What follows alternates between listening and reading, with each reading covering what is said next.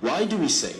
the only name that matters in real estate? Well, let's see. For over a decade, we have changed the approach to property ownership. Not only do we provide you with the most ideal and prime properties in the Gambia, Senegal, and now Ghana, but guide you in the process, making sure that your property decisions matter, showing you where your investment will yield the best in any development project we offer.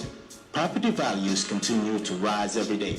and every day, Global Properties remains by your side to guide you with property solutions that fit and cater to your lifestyle. Global Properties remains the elite and most consistent, making it the only name that matters in real estate. Call us today at 439-1944 or 439-9515 or log on to www.globalpropertiesafrica.com and take the first step towards owning a property in the Gambia. Global Properties, innovative property solutions.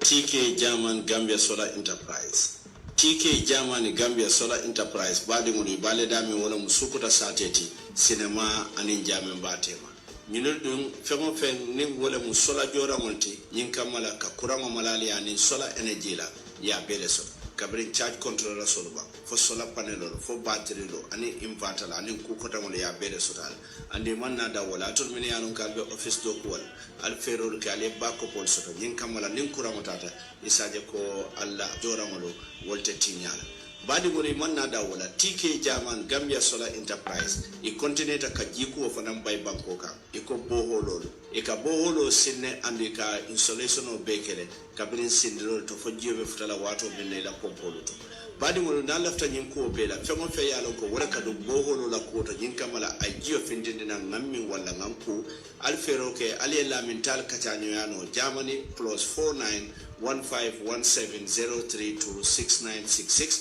wala le Umar Bojan Kumande Gambia 37822024 andina nyin number floor bebe WhatsApp le ngale ko TK German Gambia Solar Enterprise ila solar panel la ni la solar jorangol be kabona Germany le andi la bohol fana ni la bohol jorangol be kabona Germany le wala badi ngol kamone bato alngam bori no TK German Gambia Solar Enterprise mi yano ko bali sukuta satede to andi ka yelele tili wotili kabotanan sey somondala katafo tala lulu nata bida minute tansaba wala badi ngolo alngam bori no na lampolo malaya anim fana na jisanu ngol min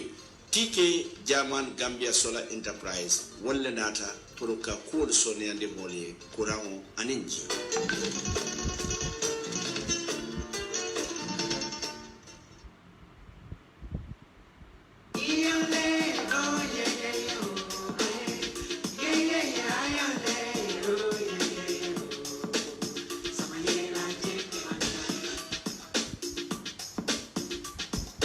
Yona Enterprise walle nata enen kukuto sakonyin sunkaro me ya nyatirinna Yona Enterprise bale da me wala musela kunda bambot ye mune sambale na wala mu dulino me ya no ko ka fire refined sunflower oil nyin dulino no ni edomo jata kende ya don ne biji inyali be sene ade ne dulini kendo long andi minli ye sambana itor fanka wala don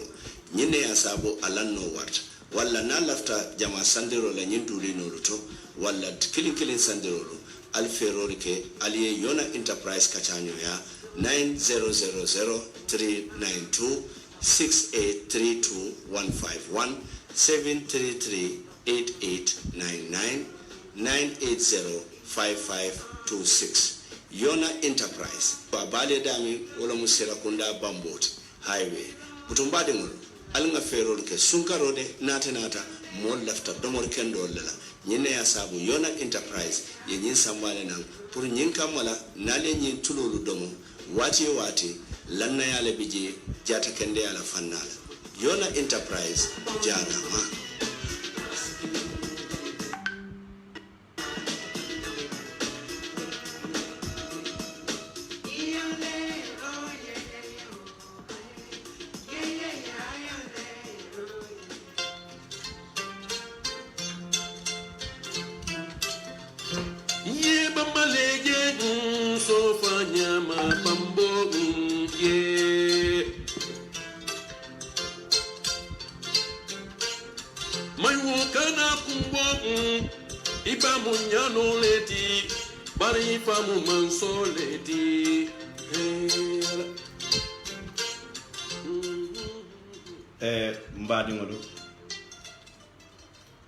mbadin Gambian kolo anin Gambian kolo terolo mobe dawoda kabirin Gambia fo Gambia e bantala ngal mumela be konton altola anale jamundangolo ka fale ko assalamu alaikum konton diro ko la badingol misal bismillah koten na programme to mimbe kere de ka fo wala nyama ka to ko ngadati wala nyama mba fo kan wala fana nyama andun Allah subhanahu wa ta'ala la man sabayato be kontine la ka banke wala nyama bari badingol namina dunna programme o fankono bari bi programme o temela mbela filaka programme o datinala datinyala mimmo ka datinim man satalla toma bismillahirrahmanirrahim katuko atelo mansoti mansomi yalon ko ayentulu dada amanna dada damala bari ayem bula ala fisamante dada refengol le kono min keta hadama de wonte mune en ke fisamante dada refengol wala mu nyenti ko kila jonni ma sallallahu alaihi wasallam mi yalon ko atele fisayata da fengo beti ay wo bondinte ru khadama de mon la kono amanna da wala ay makamo dinna mamindi dolula wala mu ka hakilo dinna ka o hakilo ta mandir nya to ntolu fango bulu bari fana manda wala de anatan kere tombon kan ke kuntiyoti nyembanko kan hani atara dafe mo dolu bi jambini yalon ko walla wartan toluti andis ndalono le nyaato wala ya sabu fanan fengo fen ni adata ni bismillahir rahmanir rahim la tanyina ko nin setane wo setane bije wo setane ka borbe badingol ni wo bota je dron nse duwan na sabante fureli kun ni bi jam biti jam nyin kamala fo Allah subhanahu wa ta'ala se ila jam soneya ka folo na kunti bama Muhammad sallallahu alaihi wasallam anala dimbayalo anala saibolo ani misilme sabante fure to malu be fo Allah subhanahu wa ta'ala se nemo nin kafaro ke la jam soneya ani ke dundi jannatul firdaus alhe kato badima ni wobota je mbe Allah subhanahu wa ta'ala dani rabbi fana nyem programme do yata nyawonya fa sen tankan nengola masi bola bare asem manta ben nengola kairo nyin kammala nengola katinyaro ke nengola kadadaro ke alaw mari nkela dada lati nkana ke atinya lati ka kando nyine man satalla bulu mi yalon ko atolom kumfaya kuno te min kala jongo kerkere tombo jongol kono ay kanda andu nen Allah subhanahu wa ta'ala ay kanda setano maro fo iblisa buke filindino iblisa korta binna adama de setano te woke no la sako jino setano wala say sayole anen sulu saji mal nyin kamala nyinya wala mi yalon ko bi afele nga dati nim bismillahir rahmanir rahim la fonsa kumfano nin alhamdulillahi rabbil alamin ka tento nin jairo sendi man satallaka tento jairo anin warandiro mi yalon ko amandandula soto badi ngol wole mun na farda koloti nsali bismillah na programme kono koten mimbe ke kata be keri nyamin nka sata wala nyam bidun na programme to siala baydin bi Ndata United Kian Silo Jamfata Bataketa Bayrin Kabrim Futata United Kian Deo Danta Wolto Mbedi Yamoto Ronela Mbelamoiro Beninin Karolula Nyin Kamala Sati Molu Be Mimfolanye Nsa Fintin de Dunia Molukan Naman Sakunda Fanansa Kalamuta Mone Biji isaje ni atara simfanyal betala wo simfanyal seta nyinna mu dalilo timi yalon ko ayen ki su kiyan mbedi amula do mon dem fanan president baro baba nata baba nene bulu kensem manna bari baba nata baba ro nado anin kodi boto le nata 1.45 billion US dollars wala euro banko mol contant nyin sila do baba nim min nata wala kumayata baba nin anti corruption on nata fight against corruption wala mu kajem ko bay di nyin ne kata somito la diamu county africa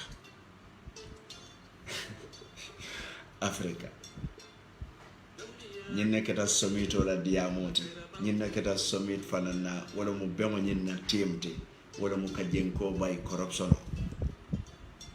amma me baba nin kodi bale nata banko ka sun kanyole exercise dati ibe borla karo be ko baba nata 1.45 billion sun kanyol tati la morolia yela nasolo kuchu kurum fayla li ala kurum fayok baba nata de ya mira fo nyim baba mo baba dolet President Adama Barrow ya mira fo nyim baba mo baba dolet bari baba la nyinna do baba ni marto le nata marto wala monti ka jenko bay Gambia ja ka jenko bay Gambia ja anti corruption bayri ni na rajibe Adama Barrow tumalami na botanan summit la Mauritanie ajita aeroport to okay akonga volume la fa buti telebe la telephone refresh la ngalo njang mobe kam moyle ako volume is okay all right sisla UDP Lion Jadama okay President Barrow anyinna tandi ko Africa bedia muta kankelina wo kankeli mo wona monti jenko ay dang Africa ako jenko ay dang Africa ako a well attended and represented summit. One thing is very important. Wada mu kukene bijemi yaron ko akumaya tabak. Africa is speaking the same voice on how we can deal with corruption. Ako summit o mu summit lati meeting on the mi yaron ko mo siyata minu yaron ko ya attend well attended. Ako bari kukilim bijemi yaron ko okumaya tabakela de very important. Wala mu nyinti ko Africa diamuta kankilin wala ye nyomoy kaje ko jenko ye bang Africa to deal with corruption.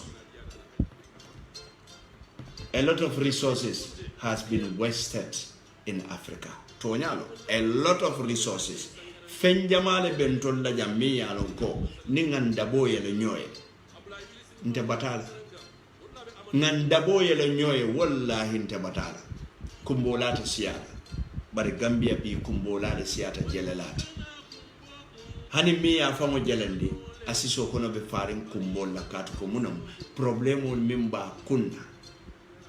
Na yemira dingola. Na yemira Marcela Kodiala. Na yemira Kudola. Afele bi sama boyta. Silol be blockade moma do bitadami. Yen lumo mira tallet. Africa mbuka pare mbuka kunyasi sako Gambia na area council ile je fon tolumalon ko samabe boyla daba bari fon tolumalon ko wasama tambila min boyta kabiringa boyta silolu bloketale andu yalo ndim sama ba busata jilu lota silolu ka yala kamuneke health and safety akamuneke na jata kende anin na tanko katuko ninjio siata silo kam fodo mimbe kala wala mnyente ko totolu be firifirol be talla jiyo kono totolu be na jiyo kono wala ya sabu nimbe siri wato dol jiyo be na korda dal ise totol moy ko we ise moy be kumala wo totol la wo kumo wo mu danjaleti ntoliye mune woke masiboti ntoliye anna dindewol katuko toto mimbe kuma kanjiyo kono fenne bije mi yalon ko hadama dingo jawolon bana ka balu nin toto la toto fana mala footlet toto mala domoroti wala misati jibalu lotal la dulalto toto binala jele salibe toto no mala jele sa ninga nin dindingo sangara benta wallete min bota jamengoto sa min bina toto no ma ite sangara takitala aseki no esi motola andon sa wato dolo na yiki ngaka mo fakale de Africa ikonga jenko le kale adama baro natala nim marto bari abe implement la no nyaadile ndolle nyanda makoyba ka kumasa fangola officer min mu state house ka jinan kata ministry kunda luto kata kata para state lolto kata na mansakunda ringo luto na area council luto jenko sute diata kari jenketale a sute diata la ando ninga sute bala nyanti kiskisilale kiskisiro manketanati sako be fem ebe do ko la be dulato iya tay mata ite nyanta kiskisilale kato ko be fem wala mjeti badi mon be fem wala mjeti ya ta we mata wo ite nyanta le sawo sang wala karworo yete audit ye kiskisi ando auditing nyanta follow la damin bari ni ko alanga jenko bay mansa dole be nunja miye anti corruption londi bi ngamra mbelori ngala corruption ole kunto bi andu ngay anti corruption londi le ako operation no compromise ali akala mutalaba operation no compromise amanda na wala nata fo operation bulldozer Operation no compromise for the smaller thieves, but Operation compromise for himself. Badingolo ntemu hakili bulandi laret.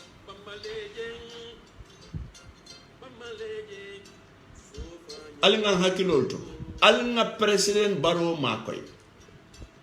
Much more now. Allah second in command wala mu lawyer Ousainou Darboe. Nenema mo ya tofo on any financial scandal. Nenema mo ya tofo on any brutality. Alinga tonya fo ning alaidia. Alinga tonya. By the Gambia and the San.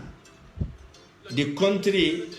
where wrong seems right and right seems wrong, then we have a problem. We have a problem.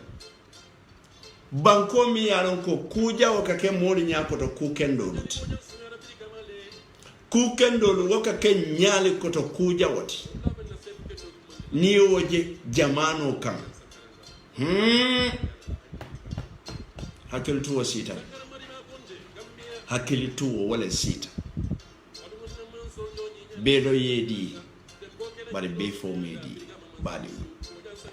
Mimbe kering. Mba satala wale nyama. Andunga be kering nyami mba dantela wale nyama. Alinga President Barrow Makoy. Alinga Mansakunda Makoy. Nyimbanko. Je. President Barrow e mai fati bay do ko wala janne jumal le wuta ngamre tantam wala ko sijam fo wala manke. A country where wrong seems to be right and right seems to be wrong. Nafikia.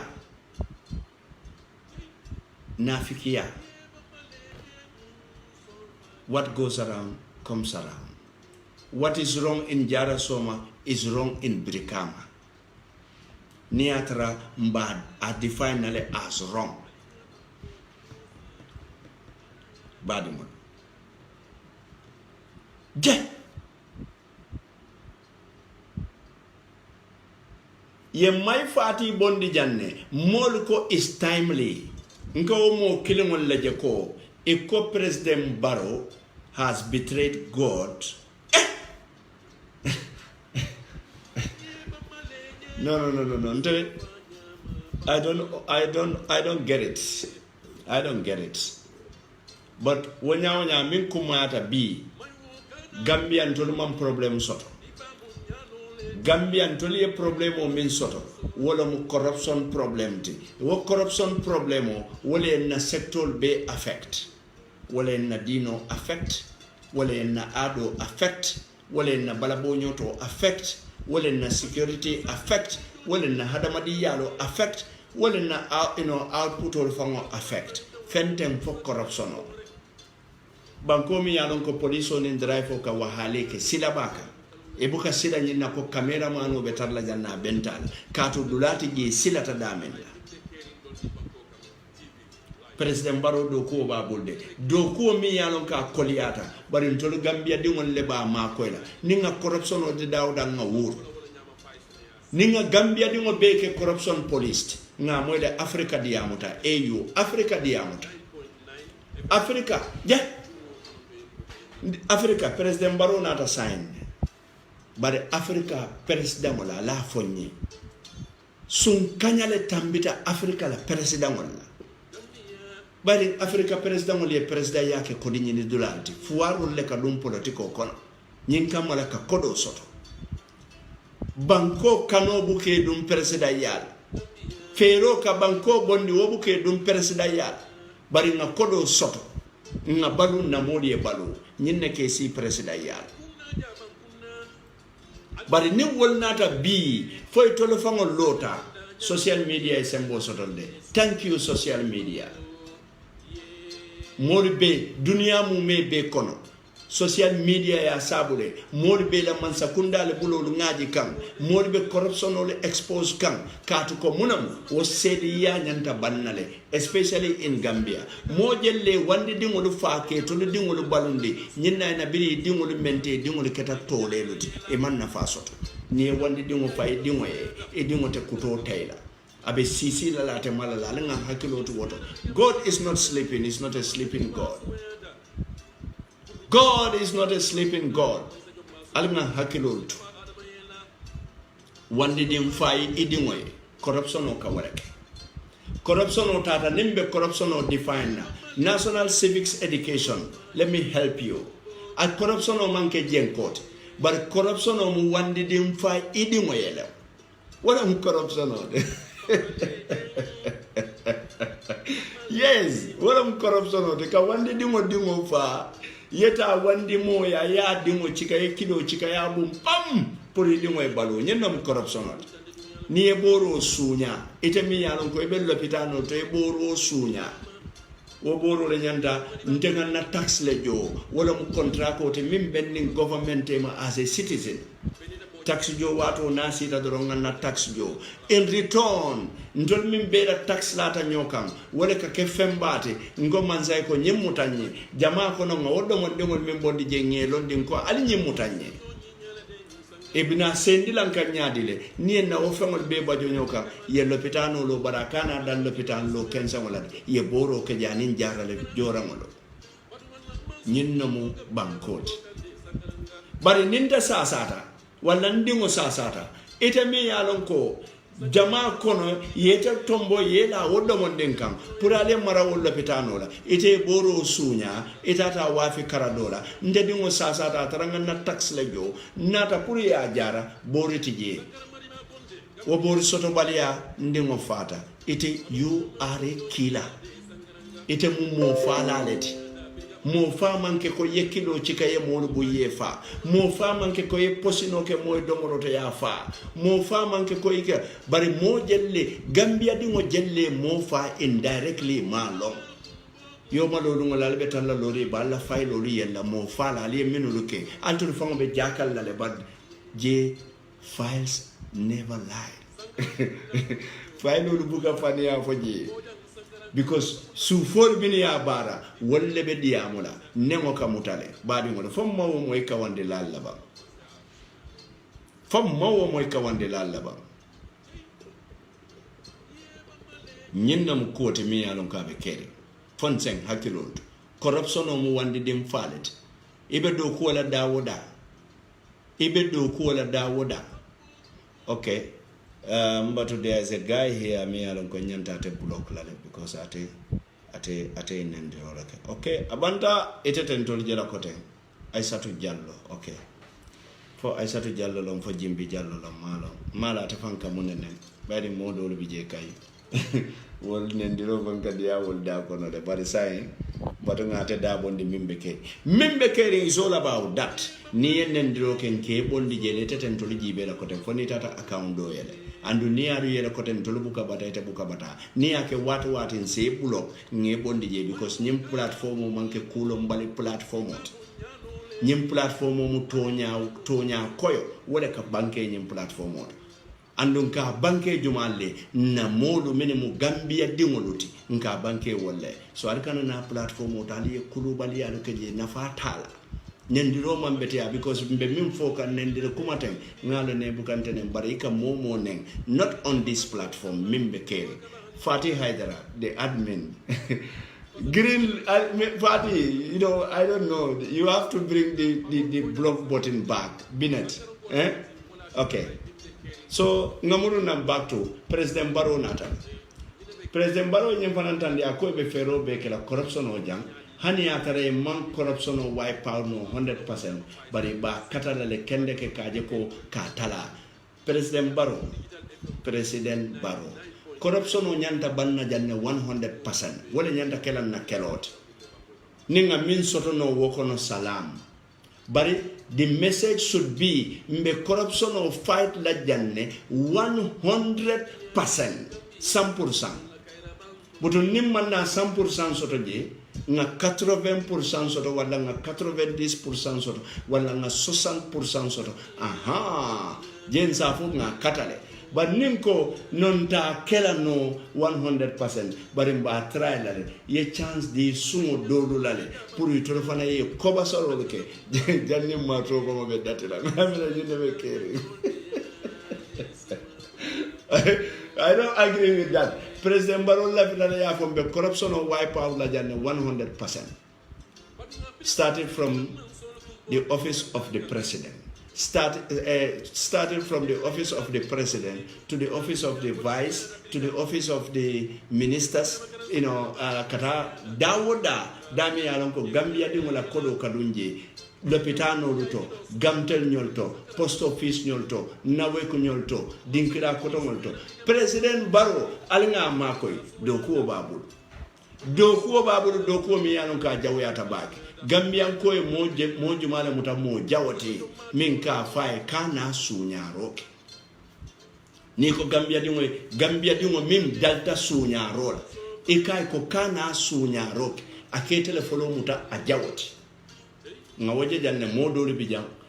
Muhammad Manjanji ba nin womo ani social security alin kana suñaroke e ka finde ne la speaker e ko nyinno mo jawati je iko hane ngamani boto min di watchman ola fo watchman e buka joba watchman e ka jole pensional la kodo muna ina libe bondi la libe mani boto sana liba dila watchman ola liba dila cleaner la ni aje modu kamara be wala fola fan koto bambangolo wala na president Barrow wasulu saji mali bondi president Barrow if you want to fight corruption start with social security. Chance de manjana nga molu tandia la be minulu baila social security institution fula be nyimbanko kanjang Adama Barrow nima walla ko jibe ha Adama wato ya walla ko jibe fo walla ko regulator doro Adama you are a lifetime president wala mu jumalti social security and in physical plan. Hey! Physical plan. Adama Barrow, the corruption fight should start with physical plan. Ye komboko la keno bemot. Ya be kunto. Ye peko lo nye wulo lukono. Ibuka lon peko lo bota fanna jumalto. Ndesa. Nyen non problemot. So wala wakamala badi monu. Corruption wala fanna lante jamfala je bari. Watu nyine be kelan kumote andonga mulu dane Gambia dingolo ale nyim manke parti nyim manke politikoti nyim manke parti kuti nyim mu Gambia kuolati alinga politiko da bondi je corruption oto albe political party mento nan la parti dingolo corruption se mo be ta chika ala faya landije katu ko munam itebe bola jele dobina barate mi o mo be ta chika balla patito ayalla patito nondi amulunta nyanka san kala parti kan katu ko munon aya cikale alinya bala alman femfu alla parti nyaton kol ni corruption ok ala foy ko amman betiya ite manke president ti foro ye corruption ok sakoni keta president ti do ali wo foye altollom banku dingoti sembo bale bulle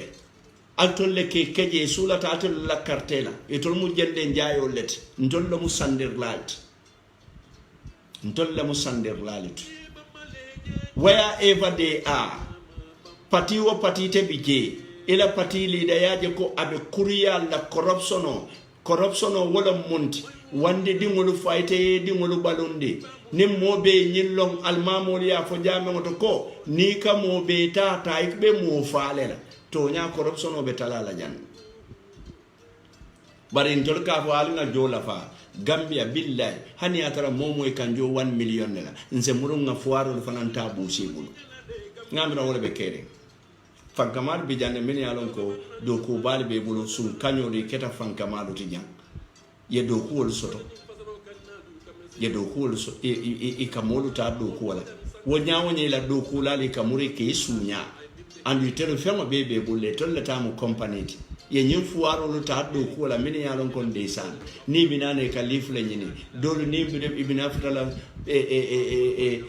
do ko dula ye jonkoto karale macho karasi ye la peto kole folo peto mi wuto ta janni be futala do ko dula ite ñaabe wala ite ko ite millionaire ite ko ite company owner ite ko ite employer wo fanan na joñanta min dilala ye wo tabulu ñinna mu corruption iko corruption ka kenyadil fuwarolo alingi konkondi nin konko ye muta ibinale ninga min foye be wala kala nyinne be kere fo nyinne mantara kere alinga jibe doro eta alinga jibe corruption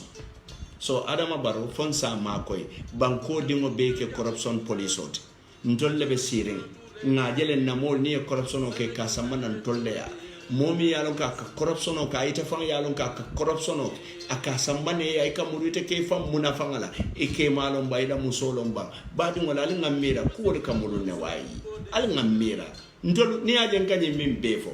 some might say but ni manke journalistic way of doing things but mimbe kere ndoli Gambian approach letter nitem professional journalist you want to take the Chinese approach or you want to take the Vietnamese approach go to Vietnam or you go to China or you go to United States but ndolla jamben na approach letter mune ya sabun ka dino lu dundiji wala munente ko ndolla banko femba 95% ndol ko mu muslimont mune mu muslimayat amanke da koloma kenzamot Misilmeya mudaji kolet. Misilmeya is a way of life. So wala ina fonse Gambian context ta. Andung nyinna mukoti mi alon ka sentolu nafano. Fo na jame ngoluto. Bari almamu be corruption o kachano la nyadi le katandiko mo beta ni a chikebe mo falela. Almamu jama babi je to ofo no la katu ko munam you cannot buy ni ofo. Wo director minka sunya rock, wo minister minka sunya rock. Akamuru akamani boto lusang, akamuru akana kadiwo almamu wolu wotina katabe silalale. So alinga ala jibe alinga nyimbanko jibe mbenga ke corruption fight lat ngaje dawoda fengo fending corruption o muluntam fe nga wuru nga diama kola fo ngaji be mba lola no nyame nyino mkote mi yalon ka be nyimbanko sambala corruption o siata nyimbanko kamba bi ka modu jo wuli saba bungo be ibe bullo la bungo mi yalon ko million saba bungo e ka obonde monton nyimbe kane bala je moli be area council be joti kanengona lokuwo loko ka sosu wala wulitam e ka wobonde mun tole te min kata mol no ma barse ko ne kela dal sululol table ngamra nyinne be keri daji ko to corruption hani marse to firlal be corruption wala kato ko munam isaje ko moya la bololu ko aka kodo soto restaurant min kono marse kono aya la bolo ko fo bolo seniata wo bolo ku jonni wonnon jibal ay na finti silo tema mo be silo aya jurumaje because ate sonna ka kodo bondala wodulato kata ka dulake dami sokoyeke dami yalon ka se jokede nyim beta ta nata be mu corruption net anda be mu mo batandoti nyim banko nyanta kungole soto wala mu koti be nyanta min fight la nimbo da woto tariya nyama nga dunu ke bare kala kilo brande do mbindi yalon ko wolle bulo ben koto nyim programme do la especially kata kian wala mo APS money transfer badi ngol APS ali alo nyamen doron e tollo mo money transfer ti min yalon ko e kan dugake nduga dum be nga wolonne e ka jo itoli la fengo be chika ya yata marse to ndugake ita danna woda mala bari sa chika ya samba foila suo kono yata ya dil e ko sen duga cash back fana laji nyinka male se kodindem fana dila dami yalon ko ifanan isa wosanno le nyela anin ku kotamulu anin subol mutum APS wala bulobe nyim programme kono wala mbe tentula mbe jayla bi in global property mbe wol fanan tentula mbe jayla badi modo mbe kiyam manta mera je bake bayre mbe muruna na woto le suo kuta nyal batabe kerim fanan bari mi asabu bintariata kanaje fan wala munyente ko lafta commandiro le kera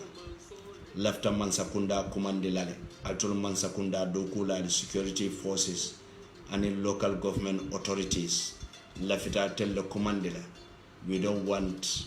another Faraba to happen. Kia nema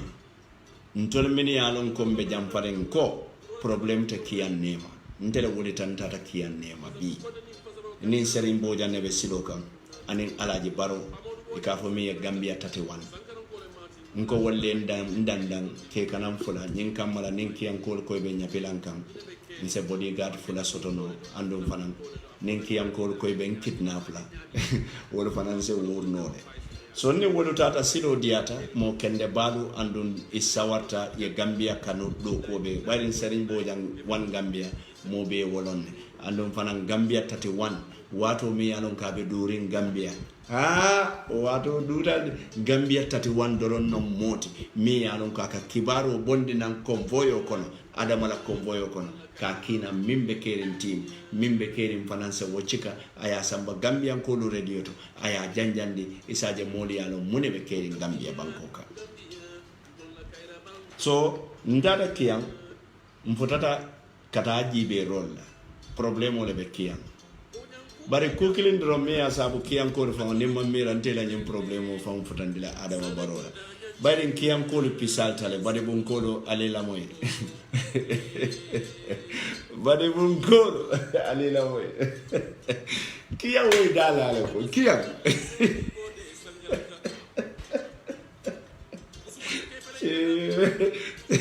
ngo kankele Mariama Samatele kiyam way dala le yalla ban kiyam ko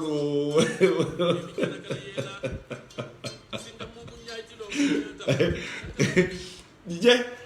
ndebul ta jandata kiyam to nya pamudu na bita dulato mimbe kere mo mbukala fe mo nim parti fula be nyola wala mbita coverage la mo ka fende ne ka fo ko nyinsan esansola wala hin nyinta hane mimbe kere mbukaw nyine asabu mimbe kere kanaja nga fo fengo fe yalon ko ila fa donation on la you know you contact Lamin Konate in UK because Lamin Konate atelo mun na coordinator ti atelo mun na everything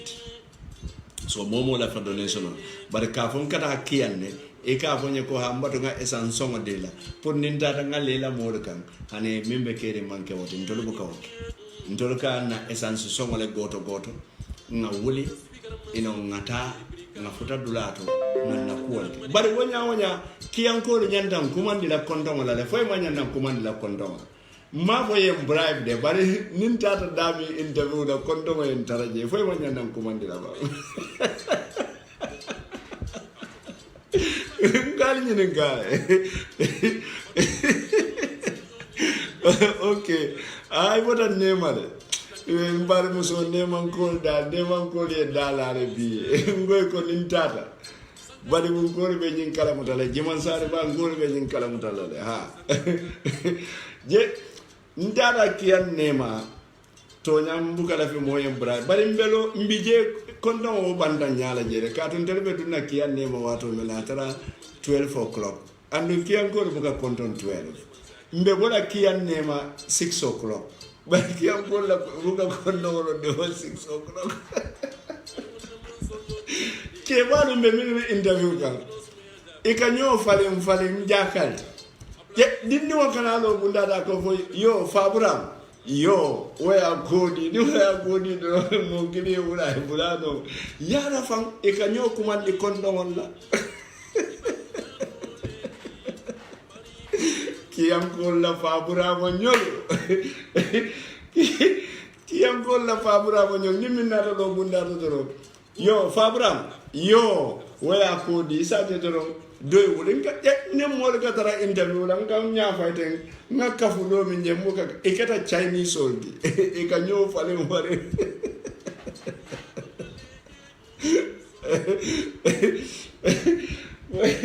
ki yam gol kata Chinese soldi kene bato de ka nyo fale mfamo nya ko to yara fan nyin baji do ka dala woni e konto woni e mulun nan der be do ko la do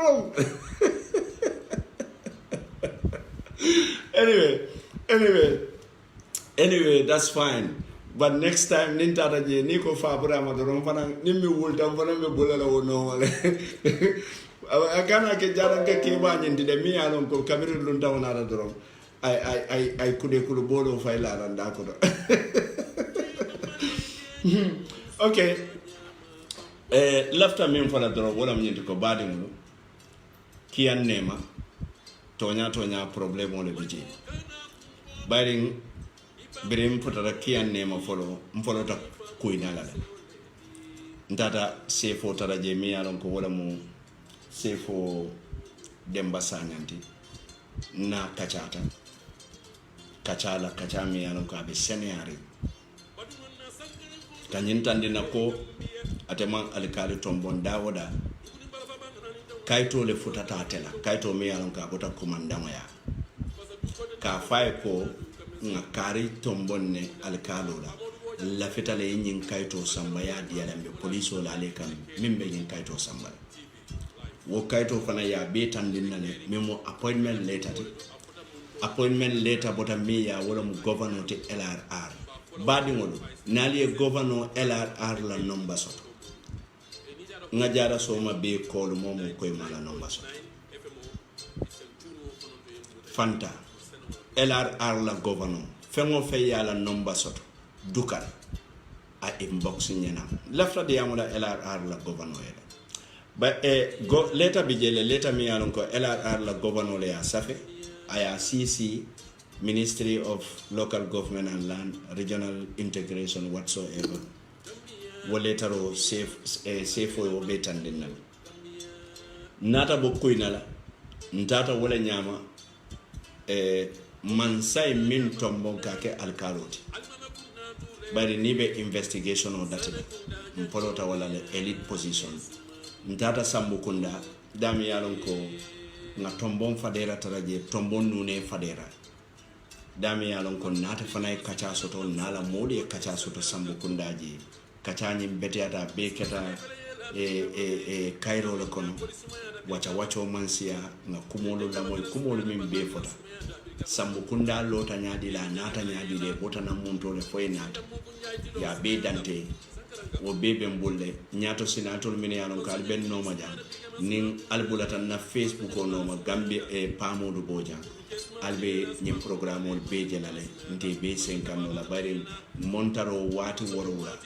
sorry montaro wati lulu nga woke kianjele nata boje bayring song bayring nyo sabole biji kabirin na sambukunda ni wol pareta nyola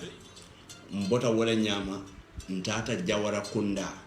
bayring ila satela adoto ning alkalo bota jensafo abantale bang wala bota jede bang wala kule keta alkaliya bukatu sakering motiji bayring sate mi man alkali soto setano la kakalla alkalo so sate min fanan be nyon sabola alkali kola setan ne kata si tema akali jibe kata kala file kake alkalot andala wosiyo tema kamunek wala ya sabu alkali nyon sabo be dawoda nim right authority ma intervene kaje ko kabang akake setano tikatu ko munam setano la kata si sira baka so birim boda woto ntata jawra kunda dami yalon koy kas alkaliya karafa wolto fo janning abe muruna bota dami yo jawra kunda fana nin kemesen jawra kachata mi yalon ko biti loto yenyim ay nyim banke ko nema mume be musufula dor wala siyatati bara tele siyata nema beti kato ko bi atebe sanje tankonondo sanje lu wala mu fade wala mu jawarati kemesen jawara mbe kemesen jawara ya alkalo fanan min ko saate be ya tele keje andongam ndata nyindula minto albe jela video tole nyindono ni la mollo nyindono ni la mollo ntata ninyin don fanan kachata alkalo mi alon ko ako sate be batere koma ngamolu taraje fanan wala mu kemesen faderat nyim fulol be mu faderati fadera long nema bakilim fakilim long yo ngaw fanan taraje le nata fanan kachata ate fanaye sate la kumo fanyi ayala dalilol fonye dalilol min yalon ko atele nyanta kala alkalot criterial min yalon ko taman serol min yalon ko atele nyanta kala alkalot nawol be katale ando ngamin korosi nyin kuoto wala mu nyente ko nyendula fulo bebe balandine nyendula fulo bebe balandine bar ni nata wait fananji be wala mu nyente ko alkaliya be karafarim minul bulu anin nyindom be min bulu min ne mansay min tombo manke kilomita nyindon be laari nyokan mansay min tombo wala fanam be jamle wala musambu kondat so ntollata dalilo mu mintije wala mu nyinte ko ntol manke police ntol manke kiti lati ntol manke fenti bari ntol tes lola no bi nga foko kariñol le bolota kariñol man bolo kariñol le nyanta kalaje kariñol man nyanna kalaje katu ko munam tabajambo warta bare mo datile wande kuto kani ke aman koy so wala ya sabu ntollata dalilo nyendula to wala nyente ko man sabe sino kan akola ke peke ka foye ko alta nyendula nga fali ele alta faraba albalanta kata faraba sinin somo o kola ali ajele min kata sai nga chodiro kallan kale ko alta nema mbadu jibera fali bita falu tita ha fali bita falu tita mbe wole jibe ka right now kata kontata nema governor bukataje nyinyo sabu min bekata governor nene manta nema deputy governor tata jele memo siyaka jatati nga siyaka jata lonne siyaka te sonna jenkola o ben terennale nga siyaka lonne so walla sate to nim fitino ya nya kurkurje muna nan ko mo do birin kada jama bayen ko ko nya hey Bakar Sidi Fadera wole ka fo problème o rebe nema bar problème te nema mole wole fanyade ko Bakar Sidi Fadera wole ka fo problème o rebe nema bar problème te nema nyindente wulinde ayende samba ndenga minje nema wo mu problème o leti wo mu problème o nga min moy nema albina min moyla na video to mbe min lu upload la wo mu problème o leti nim ba kelim fa kelim wala ka fo nyoy ko man dem fenna muliyata kontongo dolon la fendem fo nyi alkaliya ko problème o londe sinin somo wol sa nyomu tanole ando ni nyomu tate doya la kato ko munam nyim foromolo fananto foromolto waza alinga hakilo to telle bota dula kede alinga hakilo luto Gambia nendiro nimba nendiro man fen solve foka nyo batandi doro etebe foromolto ibota sambu kunda walete be foromolto ibota jana kunda eye nyindon la molu neng nendir nyami yalon ka kolyata nyindon fanam be la molu nen la de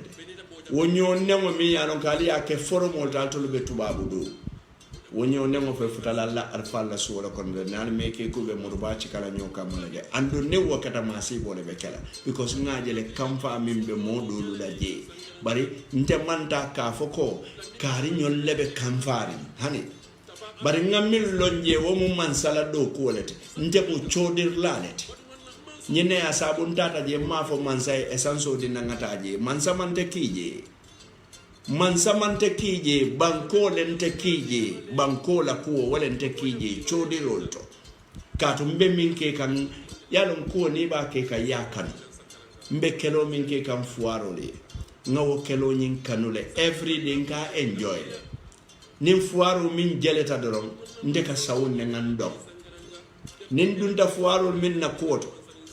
ngela kuul findinde fangalon ko jen kole be jaybe boy kan nyinul kanne ni wo fuaro jeleta lungo min na la right dilala wala ntela joti wala ka fisiante ko beti wallahi nyene asabu boka sino abe dawoda isafo a pamodu dol ka fole pamodu munafikolte nyin kul be dawoda safan sambaji nyinna mun tela do kote I was born to do this this job nyinna mun tela do kote momo ala yeso fennala itata yedo ta tuwa bulu bari kane tamuta ala yeso menna be diari bari bakiti ngani yo beda halat bak e ka fo bakito nyaadi defan suru wa kamale ma koy ba tukulor si dimbalama e ka fo bakito nyaadi le suru wa kamala yalon bakito manke drum bulu bakito wallahi wole fisiyata sonda mi bakito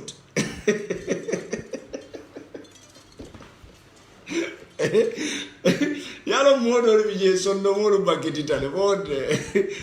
okenga akonya dingana halatu ngana nyum bugunyo halatu ngana so wole be kere definitely we are here to stay so wole be caring so ngamin jeje akuwen sila ngamin jeje nga sombali yara jeje nga min jeje nga fitina kurukuro le keje jeje nga fondinke moy kaf nim poliso nata jan telefolo be o poliso kanatel nga kebal moy kafo ko nte sonna bi nte sonna sama hani atara adama boro le ko nga keje mbawulen kente sonna fitino wolt wallambe minkela gouvernolu e buke jo pour yesila official kono gouvernolu e buke jo pour yesatelu du nyoto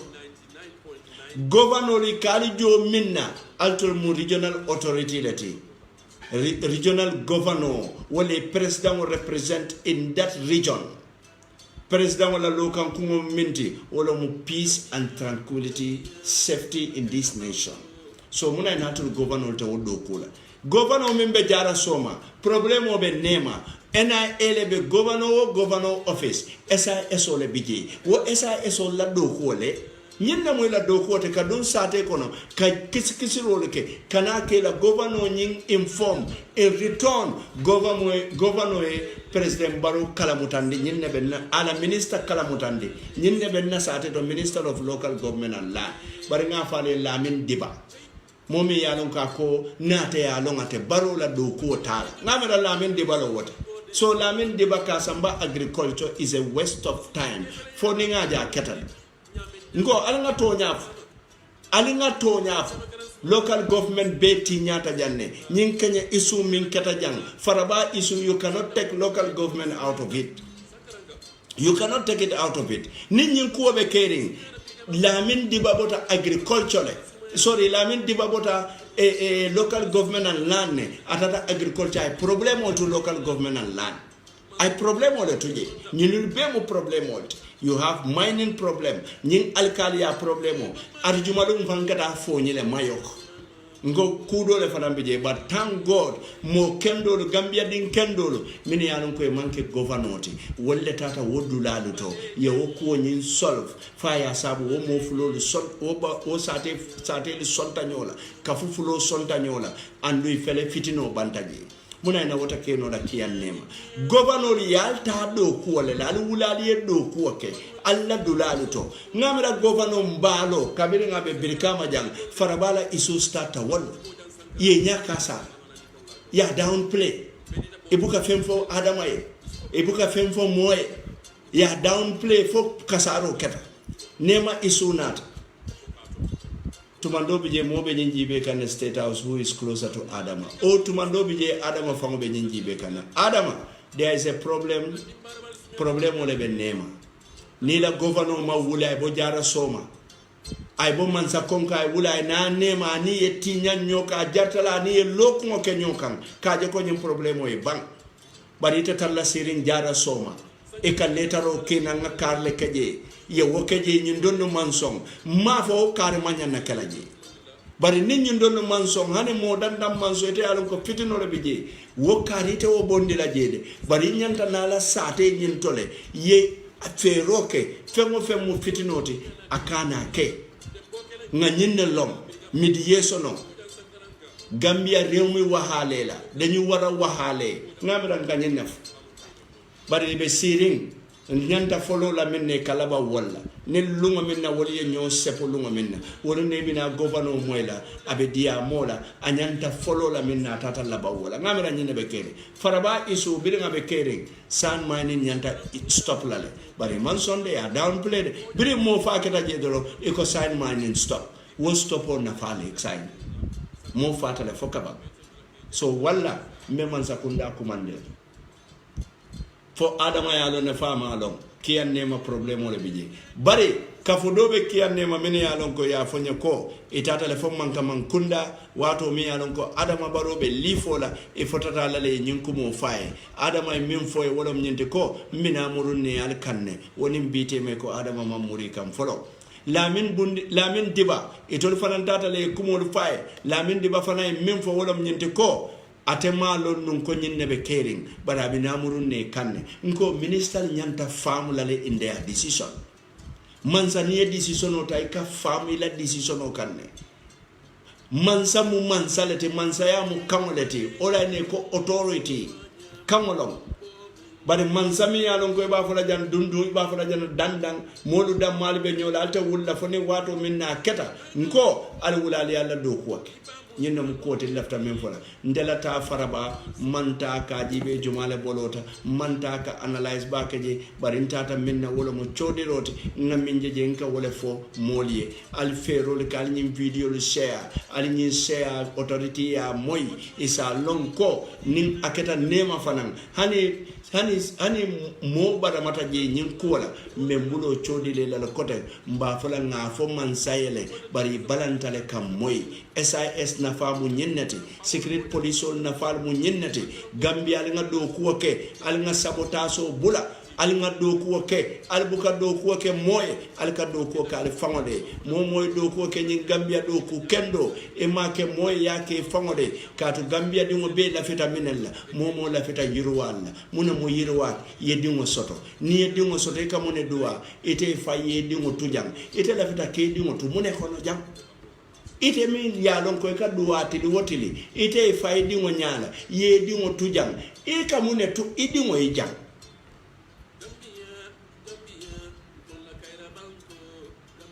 wala mu tonyati wala wo kamara don baadi ngo ngalu tendo ngali jayi bi wato en so janne la baadi ngo e mbe danna janne fo nin ala sondan salla awda bi sama fanambe muruna le janne dami ya lon ko mbe dunna corruption kono kendeke faylo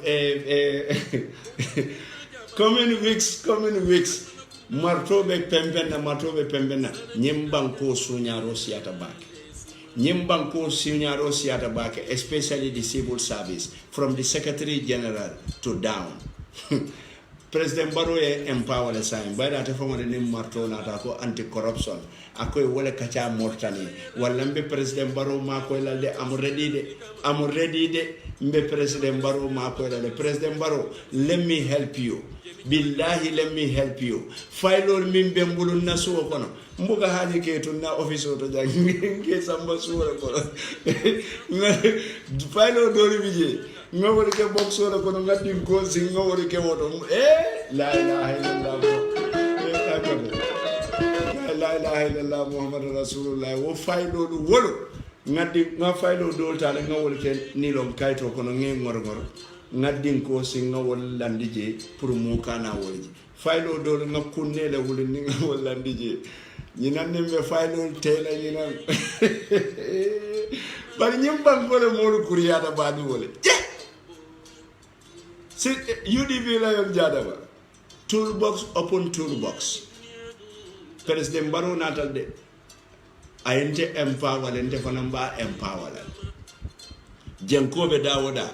Biden President Barrow ni message nata ko fight corruption nda bondi no la 100% bari mba fight lale bari nte ko President Barrow mbe ma ko lale nsa bondi no la 100% nyimban ko ka mba bondi lale 100% foni ma millon andung ni mi corruption oji a fon toliye andu ni ba folani dalila ko sambana mbe kiskisiro le kel ninga kiskisiro te lo kotal mba fola ndol man sila oje nyolula mine ka fo mbita kitiyo jumala ya mu kiti dulati kitiyo mi munya mi tabere mo wato do li ben sambala kitiyo la be ganyela ndefana mina muru na mbete sambala kitiyo la be kukeleta bari sunkanyo buga hani kata kitiyo la wai akadiamule don kiti abuga hani kata kitiyo sunkanyo anene sunkanya jumala je kitiyo ya jamela wato lo wofane ka symbole lekan ha e ka symbole lekan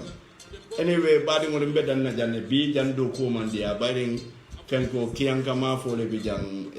bisoli meje me mo pekra nya bisole bi jang so wakama do badi ngol mbedan na janne alman be ni osila wati ko na soma ning ala sonta alna tere kanun te don famudo bojam mimbe keri nka sata wala nya.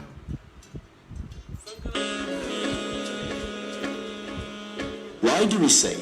the only name that matters in real estate? Well, let's see. For over a decade, we have changed the approach to property ownership. Not only do we provide you with the most ideal and prime properties in the Gambia, Senegal, and now Ghana, but guide you in the process, making sure that your property decisions matter, showing you where your investment will yield the best in any development project we offer. Property values continue to rise every day. And every day, Global Properties remains by your side to guide you with property solutions that fit and cater to your lifestyle. Global Properties remains the elite and most consistent, making it the only name that matters in real estate. Call us today at 439-1944 or 439-9515 or log on to www.globalpropertiesafrica.com and take the first step towards owning a property in the Gambia. Global Properties, innovative property solutions. Badi woli natale de andu nyinsilo dum ate ko kile ngolon kale ko karo mi yanon ko abe bambanding abe forling andu adabe diade wala nyam nyin karo lu bota dame wala mu Spain bankote badi nanata karo le ka fami tiles mbe ngalo ne Spanish solo to la karo ka nyinya nyame anika bamba nyine ya sabu badi ngolo nganjin jama basa mbale na nyin kamala watu ninga samba katariya banale femo fe yalon ko ilafta karo la fo jama sandiro lo wala fo kilin sandiro lo alfero ke ale chorno konte kachanyo ya 3533517 wala ale alaji kamera commande 74275778 badi ngodo nyinno mo karomi yalon ko abutale nan Spain bankore kan ando nanata abukalo anata nyamin akaba wala jama wala linga mborindo jannabe bannan ko e bale dami wala mo Nusrat Johnson ti bundun ka kundala jamen babala al ngambori jannabe bannan ko